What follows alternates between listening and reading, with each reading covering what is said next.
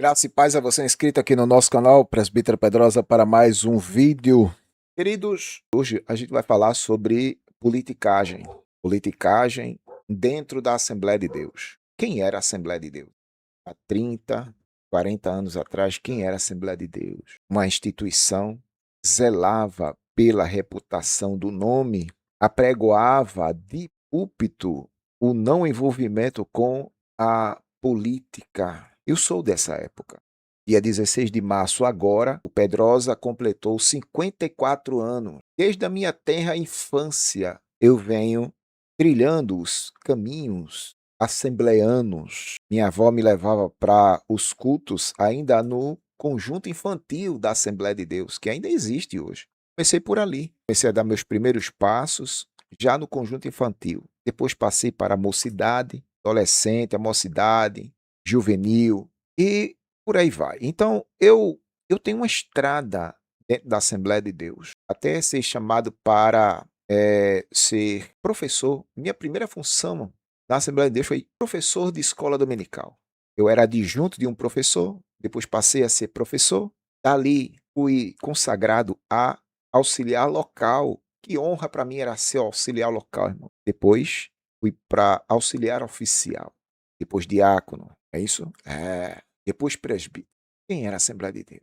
E hoje, veja o cenário que nós estamos vendo dentro da Assembleia de Deus. Possivelmente vai aparecer pessoas aí nos comentários me criticando por não me posicionar contra outras denominações.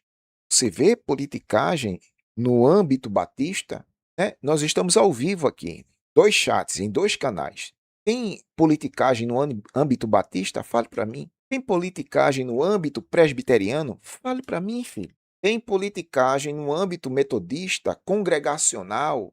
Fale para mim. Estamos aqui para dar voz e vez a você. Eu estou trazendo essa questão da Assembleia de Deus porque praticamente eu vivi minha vida toda na Assembleia de Deus. E a Assembleia de Deus não era assim. Para quem é assembleiano ou já foi assembleiano antigo, sabe que havia uma preocupação antigamente nessa questão entre a Assembleia de Deus e a política. Antigamente era.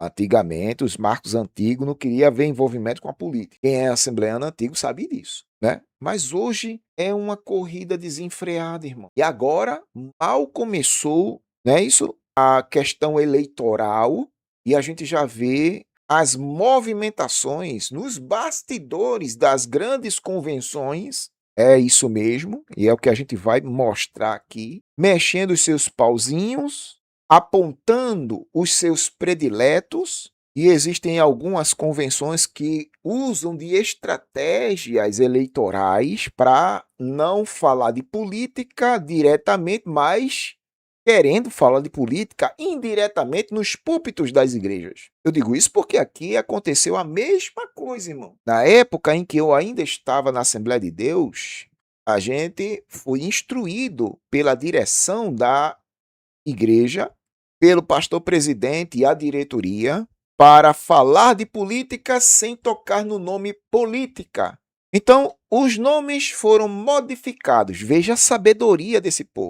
Se você quisesse falar de política sem tocar na nomenclatura política, você iria usar um nome fictício. Projeto Cidadania. Gente, nós vamos agora estar falando um pouco sobre o Projeto Cidadania, mas era questão política. No projeto Cidadania, nós temos os nossos representantes, sem tocar na questão política, ou seja, os políticos à disposição. O nome era representantes. Veja como se modificava os nomes. É uma sabedoria absurda dentro desse povo, irmão. Então a gente tinha uma forma de tratar de política, colocar, inculcar na cabeça da membresia questões políticas sem ao menos falar de política. Era uma estratégia. E isso veio de onde, Pedrosa? Da elite global, milionária, né? Os pastores presidentes milionários. Eu, desde, né, faz tempo já que eu sou assim. Eu não consigo falar de pastor presidente sem colocar a questão milionária no meio, irmão. Eu não sei o que é que aconteceu comigo. Eu fiquei assim, me parece que é um complexo, né? Complexo que está em mim de que todo pastor presidente é milionário. Eu não sei. É? Aí pronto. Então, assim, veio de lá da elite global, justamente essa estratégia. Não sei aí na sua Assembleia de Deus, onde você congrega, porque aí na sua Assembleia de Deus deve ser o paraíso, deve ser o céu, não é? Aí deve ser o céu. Aqui não, aqui é o Hades. Aqui é o Hades. Vai por mim, irmão, é o Hades. E é uma estratégia em cima de estratégia para não envolver a política no púlpito, porque é proibido por lei, não pode, não pode, é propaganda antecipada. E para que você não caia nessa irregularidade, né, eleitoral, aí você tem que usar de estratégia. E o método era esse, rapaz. Resumindo aqui essa rápida introdução, quem era a Assembleia de Deus e o que ela se tornou nos últimos tempos. Certo? Fica comigo até o fim, muita coisa a gente vai falar sobre esse assunto.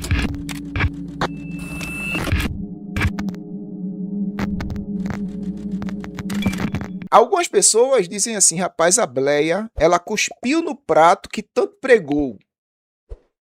Cuspiu no prato que tanto pregou. Eu vi pastores dizendo, a Assembleia de Deus não vai se envolver com a política. A Assembleia de Deus não vai se envolver com a política. Eu já vi de púlpito pastores dizendo isso quando eu era criança, adolescente. Tá entendendo? Os pastores dizendo, irmão, cuidado com a política e pai, tá. E eu tô até para botar um vídeo daqui, hoje não, mas depois desse vídeo eu vou botar um vídeo aí, soltar um vídeo que me marcaram numa postagem. Tá entendendo? É uma postagem. Eu vou dar só um spoiler aqui, um spoiler. Dá um spoiler, Pedrosa. A postagem. É um podcast onde o Marco Infeliciano foi convidado para responder a 11 cristãos. Então tá o podcast. Marco Feliciano contra 11 cristãos falando sobre política. Aí, ele sentado, chegou na frente dele um pastor de uma igreja dessa neopentecostal. E olhou para o Feliciano e fez uma pergunta ao Feliciano. Feliciano, vem cá. Como assim? Você é pastor presidente envolvido com a política? Quantas igrejas você pastoreia? Tem no seu campo? 18 igrejas. E você tem tempo para... Rapaz, foram perguntas que colocou o Feliciano entre a cruz e a espada. E um malabarismo para o Feliciano responder.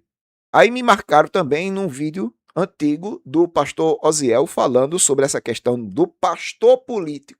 E pode uma pessoa assoviar e cantar ao mesmo tempo? É possível isso, irmão? Assoviar e cantar ao mesmo tempo? Não tem. Ou você faz uma coisa ou você faz outra.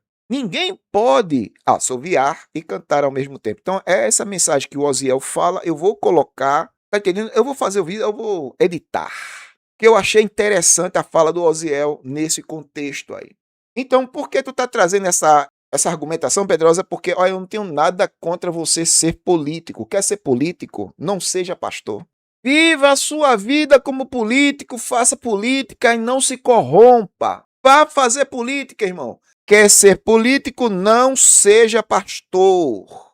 Esta é a forma correta de se fazer a coisa. Ou você é uma coisa ou você é outra. Não se pode servir a dois senhores. O pastor, ele foi ordenado para cuidar do rebanho, apacentar o rebanho. E ele precisa de tempo para isso. Aí vem o Infeliciano falando de forma malabaristicamente, tentando justificar o injustificável. Ah, meu irmão, pelo amor de Deus, irmão. Pelo amor de Deus, tem gente que insulta a sabedoria, irmão. Tem gente que insulta, viu? Insulta a sabedoria. Vamos lá. Muito bem. Aí vocês viram aqui o vídeo da chamada, não é isso? O Flávio Bolsonaro, o Flávio fez uma visita lá à Assembleia de Deus, né? A Assembleia de Deus do Belém. E já foi, oraram por ele já como presidente nacional. Presidente nacional, rapaz, isso causou um desconforto. Rapaz, por quê? Porque deu a entender uma propaganda antecipada eleitoral, irmão. E tem até a matéria do PT, que eu vou passar daqui a pouco. O PT entra na justiça para impugnar a candidatura do Flávio pelo fato de isso aí, ó. O que aconteceu aí, no entendimento do PT e outros partidos, foi Campanha antecipada. Dê uma olhadinha, vamos lá. Nosso senador Olha. Flávio Bolsonaro. Olha o que ele trouxe. É o Parece quê, pra rapaz? ele. Eu devo dar salve de palmas para ele. Olha. Senhor Jesus, nosso querido e eterno Salvador, nós somos graças, meu Pai, por esta manhã feliz, quando estamos a tua presença, Senhor. Pai, queremos te apresentar, Pai. Ó Deus, abençoe o Senhor. Tu conheces o seu coração e a sua mente. Tu sabes, ó Deus, o desejo do nosso coração. Que o Senhor o leve para ser o presidente de nossa nação. Olha. Que ele tenha graça, iluminação do céu, sabedoria, a fim de que possa conduzir este país por um mundo. Oxê, conduzir esse rapaz. Deus do céu, das pedidas, possa agradecer. Conduzir esse país? Como assim conduzir esse país? Cidadão, não começou ainda. O processo eleitoral não começou ainda. E já estão fazendo campanha, tá vendo?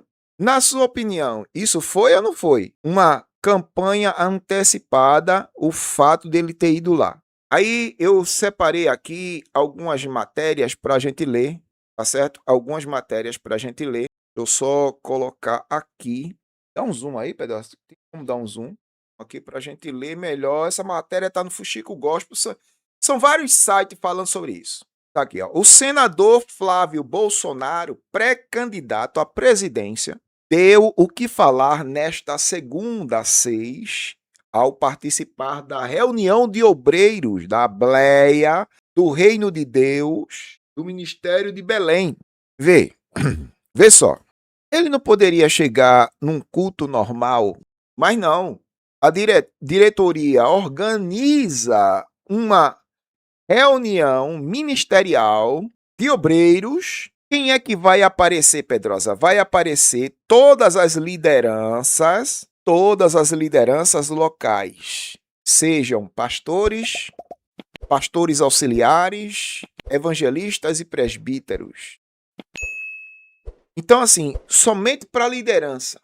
Quem é que vai aparecer? O Flávio. Agora, qual o objetivo do Flávio aparecer numa reunião de obreiros? Para que os obreiros façam lá, nas suas comunidades, todo e qualquer tipo de politicagem. Agora, só que falar de política, porque na Bleia é assim, irmão. A Bleia é muito sabida, é muita sabedoria. Você fala de política sem falar de política. Filho, tá brincando, é? É. Então vamos voltar para lá de novo, vamos voltar aqui.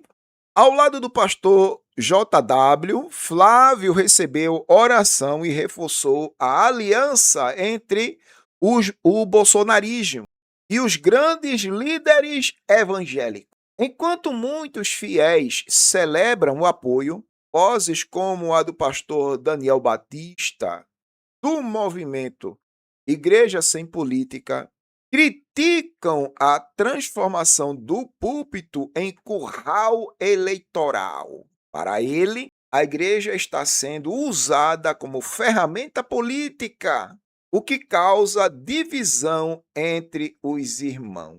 E aí, gente? O que é que vocês acham? O que é que vocês acham? Aí já tem divisão aqui, ó. Eu não voto em bolsonarismo, respeito, papapá. Esse velho não se aposenta, sou da Bleia, 35 anos, desde que eu era criança, e ele mandava nascer. Eita, pai. Sou evangélica, e isso me envergonha de uma forma tão grande, tá vendo? Ó, curral eleitoral, templo, não. Comitê de campanha eleitoral, púlpito, não. Palanque, culto, não mesmo. Comício, pastor, não. Cabo eleitoral. Então a gente está traduzindo aqui o que de fato aconteceu. Tá aqui no Chico Gospel, tá certo? Essa matéria falando sobre a participação do Flávio na reunião de obreiros da Assembleia de Deus lá do Belém. Pronto, tá aqui a matéria no Assembleanos de Valor, né, falando, né, até mesmo já elegendo Flávio Bolsonaro futuro presidente do Brasil. Ó. Mas é o Assembleano de Valor, né? Fazer o quê? É o Assembleano de Valor. Aqui temos a mesma notícia no JM Notícia, um canal que eu sempre trago para aqui. Flávio Bolsonaro recebe a oração de José Wellington durante culto em São Paulo. Aqui, ó. Só que, por outro lado, a gente tem essa matéria aqui, ó, no Assembleando de Valor. E o que é que está no Assembleando de Valor? Está aqui, ó. Bispo Samuel Ferreira pede fim da polarização e defende Caiado para presidente do Brasil. O bispo Samuel Ferreira, presidente executivo da Convenção Nacional das Assembleias de Deus no Brasil, Ministério de Madureira, declarou apoio ao governador de Goiás, Ronaldo Caiado, como pré-candidato à presidência da República. Aí você veja a situação. Enquanto que, por um lado, o Zeus Todo-Poderoso de Belém defende Flávio, o outro, o Zeus Todo-Poderoso de Madureira, defende o Ronaldo Caiado. Eu gostaria até de saber aqui, do meu público, você que está na live, qual a sua opinião? Né? Qual a sua opinião? A gente tem a opção, eu gostaria de saber aqui, a opinião dos irmãos sobre essa questão. Nós temos opções ou essas são as nossas únicas opções? O que é que você acha? Diego está na área, não é, Diego? Quer ser pastor, não seja político. Quer ser político, não seja pastor. Aí, enquanto que, por um lado, um líder, não é isso, de uma grande denominação declara o apoio a Flávio Bolsonaro, do outro lado, outro líder de uma grande denominação declara seu apoio a um outro candidato. E agora, irmão? Não tá rachando, foi? Rachou. O negócio ficou estreito. E agora? Como resolver essa situação? Nós temos alguma outra opção? Vocês acham que nós temos alguma outra opção? Ou essas duas opções não vão satisfazer o eleitorado evangélico, pentecostal? O que é que vocês acham? Eu continuar lendo a matéria aqui. Durante o evento, Samuel Ferreira destacou qualidades do governador e defendeu a necessidade de uma alternativa fora da polarização política. Caiado é sensível, disse ele, experiente, pode andar na rua. Um homem de composição, um homem cristão, um homem sério e casado, um homem defensor da família. Isso quem está falando aqui é o próprio Samuel Ferreira, viu? É o Samuel Ferreira. O Brasil não pode viver no extremo, nem na direita e nem da esquerda. É hora de estarmos com alguém centrado e posição firme, afirmou o Zeus Todo-Poderoso. Deixa eu chamar por aqui. Vamos ouvir. Um grande abraço, primeiramente, ao nosso presidente, que é o mago da política brasileira, querido Gilberto Kassab. Minha palavra também ao nosso querido candidato Ronaldo Caiado e sua dileta esposa, querida Gracinha. Eu sou o presidente executivo da Convenção Nacional das Assembleias de Deus no Brasil, uma entidade centenária, hoje com mais de 42 mil templos espalhados nos 5.569 municípios do Brasil, com 102 mil pastores e milhões de membros. E é com muita satisfação que eu me dirijo aqui hoje, nesse momento tão importante, que é o lançamento da campanha do nosso querido Caiado. Caiado é um homem que decidiu por ser sensível, não é? Ou seja, um médico, um homem tarimbado, deputado federal, senador da República, governador por 2 vezes, com aprovação de 88%, podendo andar na rua e cumprimentar o povo alegre, né? Um homem de composição, um homem cristão, um homem de família, sério, bem casado, um homem que defende a família, um homem com sensibilidade, um homem que eu já vi sorrir, eu já vi chorar, um homem que vai à frente e enfrenta as dificuldades. Ele já tomou posições que eu jamais tomaria na vida, porque não tinha coragem.